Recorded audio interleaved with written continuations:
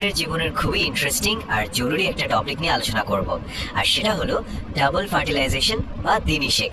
নামটা শুনে কঠিন মনে হলো, পুরো ব্যাপারটা কিন্তু বেশ মজার, আর পরীক্ষার জন্য তো এটা ভীষণই গুরুত্বপূর্ণ। চলুন একদম সহজ করে পুরো বিষয়টা বুঝে নেওয়া যাক। তো শুরুতেই একটা ধাঁধা। আচ্ছা, এমন কি হতে পারে যে 7টা ঘরের মধ্যে 8জন লোক বাস করছে? মানে 7টা কোষ, কিন্তু তার ভেতরে নিউক্লিয়াস আছে 8টা। হিসাবটা তো কিছুতেই মিলছে না, তাই না? এই অদ্ভুত রহস্যটাই কিন্তু লুকিয়ে আছে ভ্রূণস্থলীর মধ্যে, আর আজ আমরা এই রহস্যেরই সমাধান করব। তাহলে চলুন এই রহস্যময় ভ্রূণস্থলী বা এমব্রায়ো স্যাকের ভেতরে একবার ঢু মারা যাক। ভাবতে পারেন এটা একটা খুব ছোট্ট স্পেশাল একটা ঘর, আর সেখানে কিছু অদ্ভুত বাসিন্দা থাকে। এই ঘরের গঠনটা বুঝতে পারলেই কিন্তু আমাদের প্রথম ধাঁধার উত্তরটা পরিষ্কার হয়ে যাবে। আচ্ছা, প্রথমেই বলে রাখি, এই বিশেষ ঘরটার ভেতরে মোট কোষ আছে 7টা, একদম গুনে গুনে 7টা। এই সংখ্যাটা কিন্তু মাথায় রাখতে হবে। কিন্তু আসল মজাটা হলো, এই 7টা কোষের ভেতরেই নিউক্লিয়াসের সংখ্যা আবার 8টা। এখানেই তো ব্যাপারটা গন্ডগোলের মনে হচ্ছে, তাই না? 7টা ঘরে 8জন কিভাবে থাকবে? আর এই যে এখানেই আছে সেই রহস্যের সমাধান। দেখুন, এই ঘরের ঠিক মাঝখানে একটা বেশ বড় আর বিশেষ কোষ আছে, যার নাম কেন্দ্রীয় কোষ বা সেন্ট্রাল সেল। আর এই একটা কোষের ভেতরে দুটো নিউক্লিয়াস একসঙ্গে থাকে, এদেরকে বলে পোলার নিউক্লিয়াই। তাহলে হিসাবটা আবার মিলল তো? বাকি 6টা কোষে একটা করে নিউক্লিয়াস, আর এই একটা কেন্দ্রীয় কোষে দুটো, মোট হয়ে গেল 8টা নিউক্লিয়াস। বেশ, 7 কোষ 8 নিউক্লিয়াসের হিসাব তো মিলে গেল। কিন্তু এখন প্রশ্ন হলো, এই ঘরের বাকি বাসিন্দারা আসলে কারা, আর তাদের কাজটাই বাকি। চলুন এবার তাদের সঙ্গে একটু পরিচয় করে নেওয়া যাক, কারণ প্রত্যেকেরই কিন্তু দারুণ সব ভূমিকা আছে। আচ্ছা, এই ঘরের এক মাথায় থাকে মূল চরিত্র, মানে ডিম্বাণু, যার থেকে পরে ভ্রূণ তৈরি হবে। আর তার দুপাশে বন্ধুর মতো দাঁড়িয়ে থাকে দুটো সহকারী কোষ বা সিনার্জিডস। এদের কাজ হলো পোলেন টিউবকে পথ দেখিয়ে ডিম্বাণুর কাছে নিয়ে আসা। ঠিক তার উল্টো দিকে থাকে আরো 3টা কোষ, যাদের বলে প্রতিপাদ কোষ। এদের কাজ হলো পুষ্টি যোগানো। আর মাঝখানে তো সেই স্পেশাল সেন্ট্রাল সেল তো আছেই, যার ভেতরে দুটো পোলার নিউক্লিয়াই রয়েছে। এই যে পুরো অ্যারেঞ্জমেন্টটা, মানে এই 7টা কোষ আর 8টা নিউক্লিয়াসের ব্যাপারটা, উদ্ভিদ বিজ্ঞানের ভাষায় এর একটা বেশ গাল ভরা নাম আছে। একে বলা হয় পলিগনম টাইপ। বেশিরভাগ সপুষ্পক উদ্ভিদের মধ্যেই এটা দেখা যায়, তাই পরীক্ষার জন্য এই নামটা মনে রাখাটা কিন্তু খুব জরুরি। ভ্রূণস্থলীর গঠন আর তার বাসিন্দাদের চেনা তো হয়ে গেল। এবার গল্পের আসল মজাটা শুরু হবে, মানে মূল ঘটনা। পরাগরেণু থেকে দুটো পুং গ্যামেট বা শুক্রাণু একটা টিউবের মধ্যে দিয়ে সোজা এই ঘরের দরজায় এসে হাজির হয়।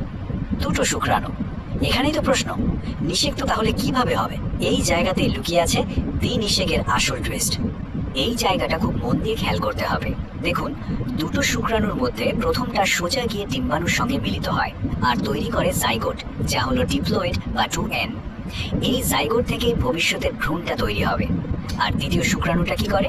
সে সোজা চলে যায় মাঝখানের সেই সেন্ট্রাল সেলের কাছে এবং সেখানকার দুটো পোলার নিউক্লিয়াসের সঙ্গে মিলিত হয়। ভাবুন, একটা শুক্রাণু আর দুটো নিউক্লিয়াস একসঙ্গে 3জনের মিলন। এর ফলে তৈরি হয় শস্য বা এন্ডোস্পার্ম, যা কিন্তু ট্রিপ্লয়েড বা 3n। যেহেতু একই সাথে দুটো নিষেক ঘটলো, তাই এর নাম দ্বিনিষেক বা ডাবল ফার্টিলাইজেশন। তাহলে এই ডাবল ফার্টিলাইজেশনের ফলে কি দাঁড়ালো? দুটো দারুণ জিনিস তৈরি হলো। এক হলো জাইগোট, যা থেকে শিশু উদ্ভিদটা তৈরি হবে, আর 2 হলো শস্য বা এন্ডোস্পার্ম, যা হলো ওই শিশু উদ্ভিদের খাবার, মানে ওর টিফিন বক্স। প্রকৃতির কি অসাধারণ একটা প্ল্যানিং, তাই না? যতক্ষণ না নিষেক সফল হচ্ছে, ততক্ষণ কিন্তু উদ্ভিদ অকারণে বাচ্চার জন্য খাবার তৈরি করে শক্তি নষ্ট করে না। একেবারে পারফেক্ট একটা ব্যবস্থা। আর সবচেয়ে ইন্টারেস্টিং ব্যাপার হলো, এই যে এত কাণ্ড কারখানা, এই ডাবল ফার্টিলাইজেশন, এটা কিন্তু সবার মধ্যে দেখা যায় না। এটা হলো সপুষ্পক উদ্ভিদ বা ফ্লাওয়ারিং প্ল্যান্টসদের একটা এক্সক্লুসিভ ফিচার। বলতে পারেন এটা তাদের একটা সুপার পাওয়ার। তো এই যে এত কিছু জানলাম, এটা প্রথম কে আবিষ্কার করেছিলেন? এটা জানার জন্য আমাদের একটু অতীতে যেতে হবে, 1998 সালে। বিজ্ঞানী নাওয়াসিন প্রথম এই অসাধারণ প্রক্রিয়াটি আবিষ্কার করেন, আর আমাদের উদ্ভিদ জগৎকে দেখার একটা নতুন দিক খুলে দেন। বেশ, পুরো গল্পটা তো শোনা হলো। এবার চলুন পরীক্ষার জন্য যে পয়েন্টগুলো একেবারে না জানলে নয়, সেগুলো একবার ঝটপট রিভিশন দিয়ে নিই। এই অংশটা মনে রাখলে এমসিকিউ অংশে কিন্তু ফুল মার্কস পাওয়াটা অনেকটাই সহজ হয়ে যাবে। চলুন একটা কুইক ফায়ার রাউন্ড হয়ে যাক। ভ্রূণস্থলিতে কোষ কয়টা? উত্তর হলো 7টা। নিউক্লিয়াস কয়টা? 8টা। জাইগোটের ক্রোমোজোম সংখ্যা কত? 2n।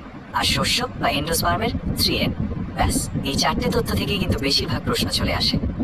আর কয়েকটা বোনাস পয়েন্ট, এগুলো মনে রাখতে হবে। আবিষ্কারক কে? নাওয়াসিন।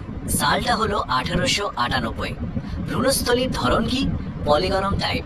সহকারী কোষের কাজ কি? পথ দেখানো, মানে গাইড করা। আর একটা দারুণ বাস্তব উদাহরণ হলো ডাবের জল, যা কিন্তু আসলে লিকুইড এন্ডোস্পার্ম। আর এর ক্রোমোজোম সংখ্যাও কিন্তু 3n। তো আমরা দেখলাম উদ্ভিদ জগতে জীবন আর তার খাবার একই সাথে দুটো ভিন্ন মিলনের মাধ্যমে তৈরি হয়। কি অসাধারণ একটা ব্যাপার। এখন শেষ করার আগে একটা প্রশ্ন রেখে যাই। আচ্ছা, ভাবুন তো একবার, প্রাণী জগতে, বিশেষ করে আমাদের মানে মানুষের ক্ষেত্রে এমন কোনো জটিল আর বুদ্ধিদীপ্ত প্রক্রিয়া কি থাকা সম্ভব? প্রকৃতির রহস্যের তো কোনো শেষ নেই।